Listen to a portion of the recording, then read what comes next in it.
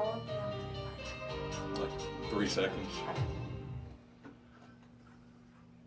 Good morning, East Texas. It's Mackenzie here. I know it's not John, unfortunately, but I am here with Brett and Shai with Coldwell Banker. How y'all doing this week? We're doing good, Mackenzie. Doing good. Good. It's good to have a little change up today. I know I'm about 30 minutes early, but that's okay.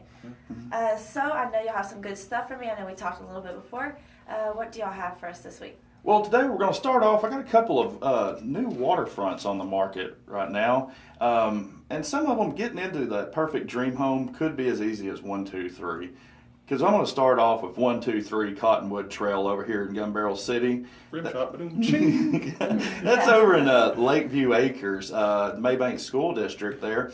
It's a 4-bedroom, 2-bath home, over 2,000 square feet. Large open concept home with vaulted ceilings, separate carport and storage buildings, 2 driveways fronted by wrought iron fencing with electric gate openers, 2 boathouses, 1 with a party deck and a fishing deck. It kind of sounds like Noah's Ark there with 2 of everything. Well, you got to have 7 of the clean, so we got to have 7 of something in there. Yeah, but this is a really great deal. Over 185 feet of waterfront for only $319 right there in Gun Barrel City. Gun Barrel City. That's a good price for something right there, centrally located, good location on the lake. And our second one I want to talk about today is over in Trinidad. Now, this is going to be in the Malakoff School District at 120 Wildwood Way in Hidden Harbor. It's a 3-bedroom, 2-bath, approximately 1,600 square feet, 2-car garage, has its own boat ramp, new AC and heat pump installed this year, and lots of trees and wraparound porch. Makes for a great place to sit out and view that water. So that boat ramp, is that like a POA boat ramp, or is that a private boat ramp on the property? That is actually this property's own private boat ramp. And you can't install those as a private owner anymore, can you? Not anymore. So this is a rarity around the lake and quite a good luxury, in case you're having to do some things with your boat, getting it cleaned or whatnot, and easy access for getting it out and back into the water. And you can get that today for only $179.9. So you get a waterfront house and your own private boat ramp that you can't even build anymore on the lake. It's grandfathered in for under $180,000. Yeah. Yeah. It's amazing to find anything for under $200,000 anywhere on the water right now. So that's a really great deal today. That's a great deal. Wow. But speaking of waterfront homes, now is an excellent time to get that waterfront home on the market. We're less than 2 weeks away from the 4th of July. And anyone who has spent any time around Cedar Creek Lake knows what that means. On average, we have a population of around 80,000 within a few miles of the lake shore. But 4th of July weekend, statistics have shown that our population swells to over 1 million people. 1 million people. That is a lot of people. 1 million people. Quite a bit for our area. Quite a bit of increase, there. So with our lake being full again this year, we can expect that trend to probably hold true there. And so today we've got a couple reasons for why, y'all, it's a great time to get your waterfront home on the market.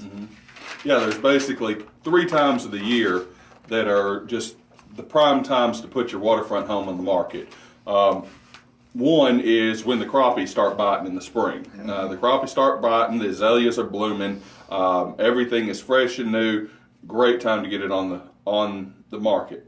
Another time, one of my favorite times, is what we call the winter inventory.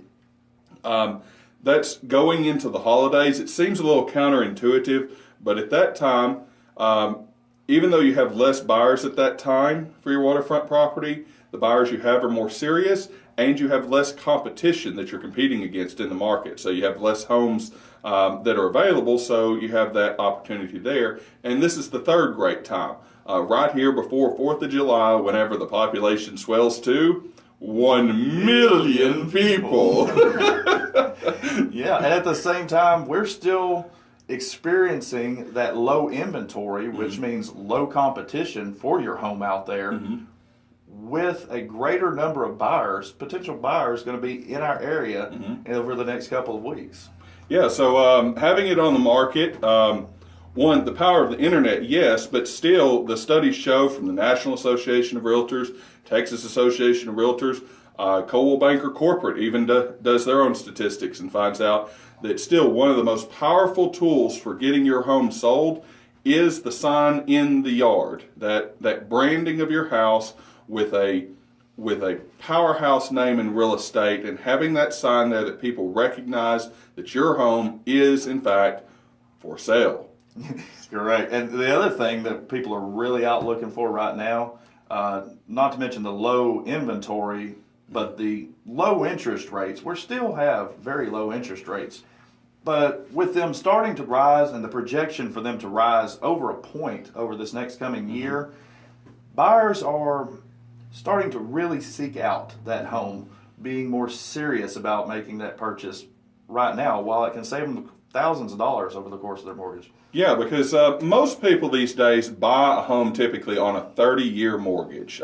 Some buy it on a 15, but most people, even if they're going to pay it off in 10 or 15 years, go ahead and purchase it on a 30-year because it keeps the required payment down lower. You can always pay more. Most of your lending packages do not have prepayment penalties, so might as well do a 30 and I'll just pay it off in 15 if I choose.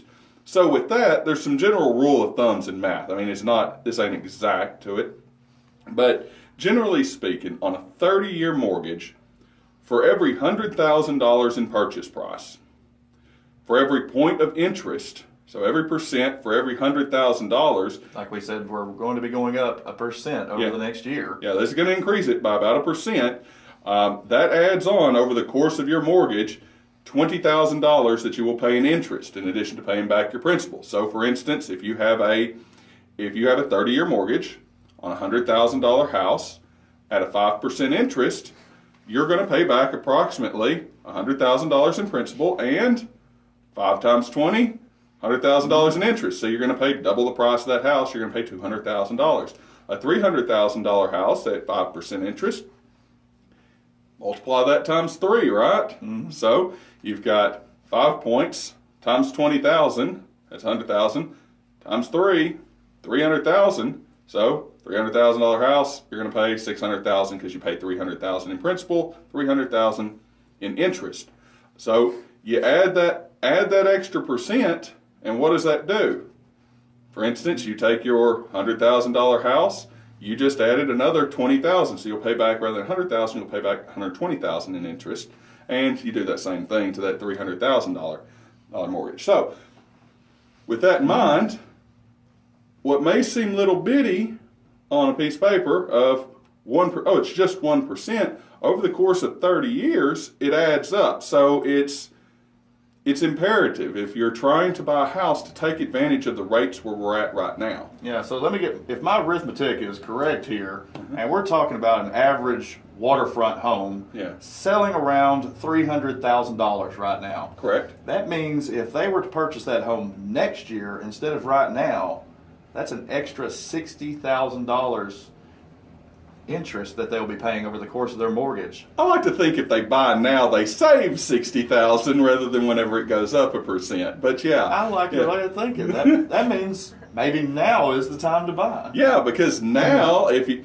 waiting a year, buying now rather than waiting a year could save you upwards of $60,000 or more, depending on where they go with this interest rate over the next year. Mm-hmm. I don't know about you, but that sounds like a brand new pickup truck to me right there. So why not buy now? I do like those Texas Edition Silverados. I know you like the Fords, but I really like that Texas Edition. It's pretty nice. Them King Ranches are pretty nice. Yeah, they're a pretty truck too. So.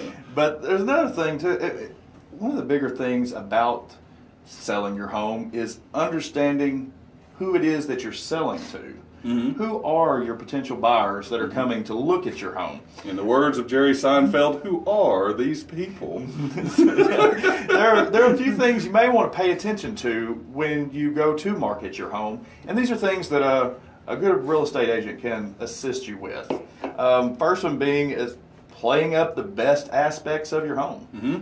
And so a waterfront home, I would say one of the major aspects of your home is waterfront. The water. I mean, that's what they're buying, right? Most people don't buy a waterfront home that want to live in the desert. Correct. So, there's a few things about the waterfront home. You want to maximize the visibility of the water from your home. and from the boat dock. One important thing people think about is staging a home for a sale. Mm-hmm. Most people don't think about, maybe I need to stage the waterfront. Yeah, I need to stage my boathouse and stage my shoreline, because especially a couple of factors here. One, several of the subdivisions are gated, so without a friend whose house they're coming to or a realtor that's bringing them into that subdivision, they aren't driving the street. But where will they be on 4th of July? On that boat. I'm betting there's going to be 1 million people looking to get on a boat. Yeah, there's going to be a lot of people on a boat the next couple of weeks. That's going to be a lot of people looking at boat docks. Yeah, so not just the inside of your house, but when people are floating by on that boat, what does it look like from the lake? I know at my house I have a habit of tucking things behind the fence, but this might be a time when selling your home to think of it. Go down just like you stand at the road and look at the front of your home. Go to the boat dock and look back at your home. Does it look presentable from there for selling? Yeah, it doesn't have to be complicated, just clean and simple. You know, well manicured, groomed, taken care of, landscaping, clean the boathouse, clean the jet skis, clean the boat. Get it presentable, get it ready. And, you know, speaking of which, make sure you can get to the boat dock. There's not things in the way hindering you from getting on the boat dock.